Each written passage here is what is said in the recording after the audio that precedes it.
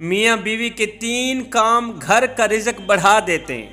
اگر تم امیر بننا چاہتے ہو، اگر تم چاہتے ہو کہ تم دنیا و آخرت کے مالا مال بن جاؤ، امیر ترین بن جاؤ، اگر تم چاہتے ہو کہ تمہارے گھر میں رزق کی بارش برسے، تو حضرت سیدنا امام جعفر صادق رضی اللہ تعالی عنہ کے بتائے گئے ان 3 کاموں پر عمل کر لینا، یہ 3 خدمات سر انجام دے دینا، یہ 3 چیزیں اپنا لینا، تم جلد از جلد امیر بن جاؤ گے۔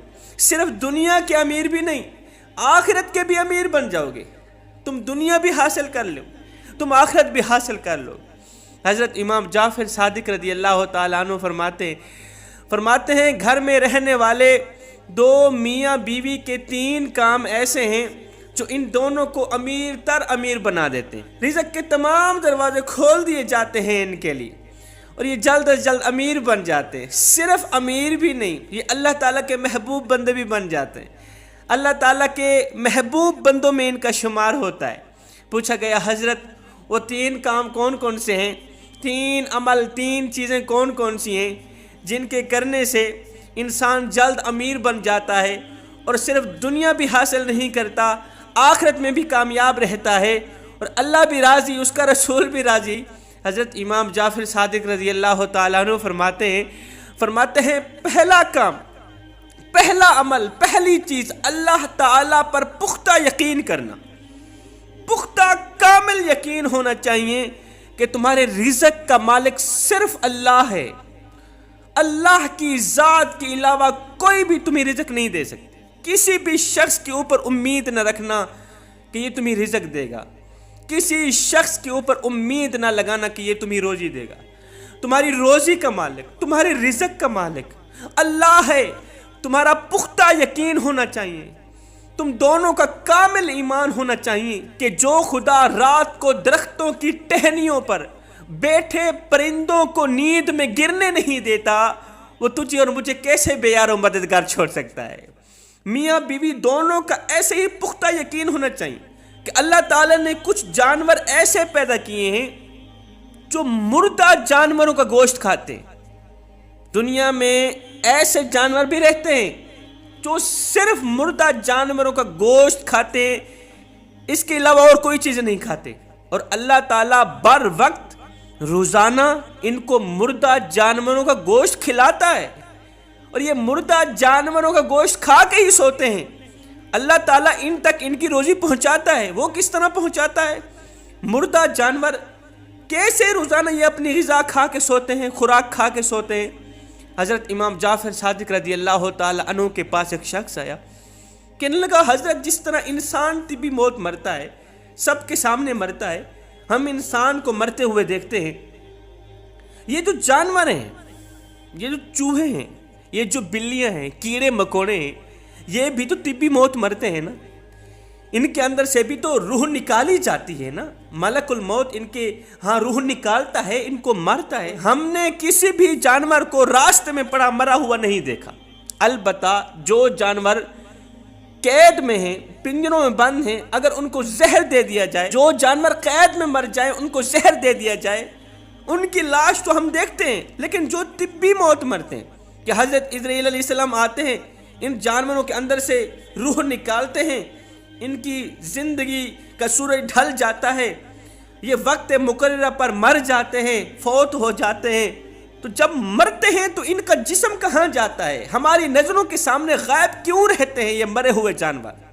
حضرت امام جعفر صادق رضی اللہ تعالی عنہ نے سینکڑوں سال قبل دانگ کر دینے والا راز بتاتے ہوئے ارشاد فرمایا اللہ تعالیٰ کسی بھی جانور کو مارنے سے پہلے جس جانور کی زندگی کا سورج غروب ہو رہا ہو، اس کی زندگی ختم ہو رہی ہو، کچھ دن پہلے اللہ تعالیٰ فرشتے کو بھیجتا ہے، جا کے اس جانور کو کہہ دے کہ تو مرنے والا ہے۔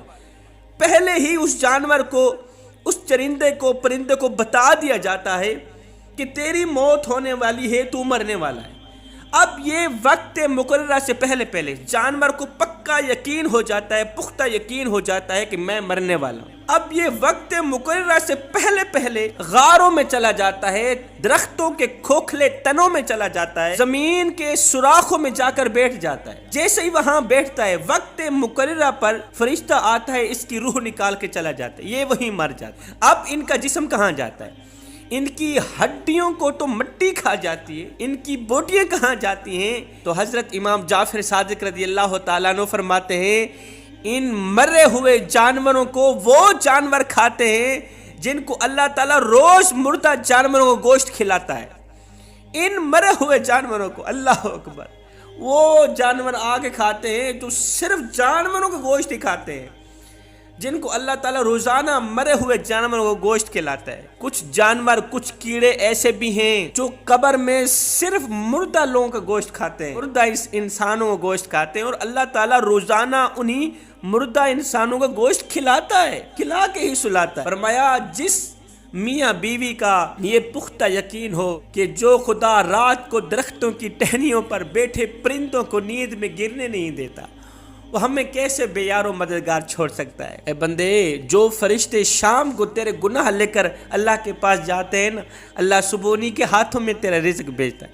حضرت امام جعفر صادق رضی اللہ تعالیٰ عنہ فرماتے ہیں نمبر 1 تو پختہ یقین کرنے والے میاں بیوی، دوسرا اپنے محلے میں، عزیز و اقارب میں، اپنے پڑوس میں یتیم بچوں کو کھانا کھلانے والے، یتیموں کی خدمت کرنے والے، غریبوں کو کھانا کھلانے والے، حسب توفیق ضرورت مندوں کی ضرورتوں کو پورا کرنے والے، حسب توفیق بھوکوں کو کھانا کھلانے والے، پیاسوں کو پانی پلانے والے، اپنے محلے میں غریب پڑوسی کی مدد کرنے والے، بیماروں کی عیادت کرنے والے، ان کے پاس جا کر ان کو حوصلہ دینے والے، ایسے لوگ جو ہوتے ہیں نا، ان کے گھر میں بھی رزق کی بارش برستی ہے، یہ کبھی بھی پریشان نہیں ہوتی۔ فرمایا نمبر 3 نماز پڑھنے کے بعد دعا کے دوران اللہ تعالیٰ سے حلال رزق طلب کرنے والے میاں بیوی، نماز پڑھنے کے بعد دعا کے دوران اللہ تعالیٰ سے حلال رزق طلب کرنے والے میاں بیوی کہتے ہیں مالک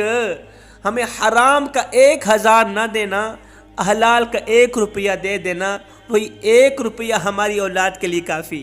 حرام کے 1000 سے حلال کے 1 روپے کو زیادہ ترجیح دیتے ہیں۔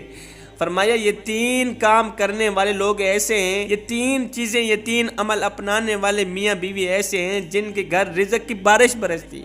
فرمایا تم بھی اگر اللہ کے محبوب بننا چاہتے ہو، اللہ کے نیک بننا چاہتے ہو، تو یہ 3 چیزیں اپنا لو، تم دنیا میں بھی کامیاب رہو گے، تم آخرت میں بھی کامیاب رہو گے۔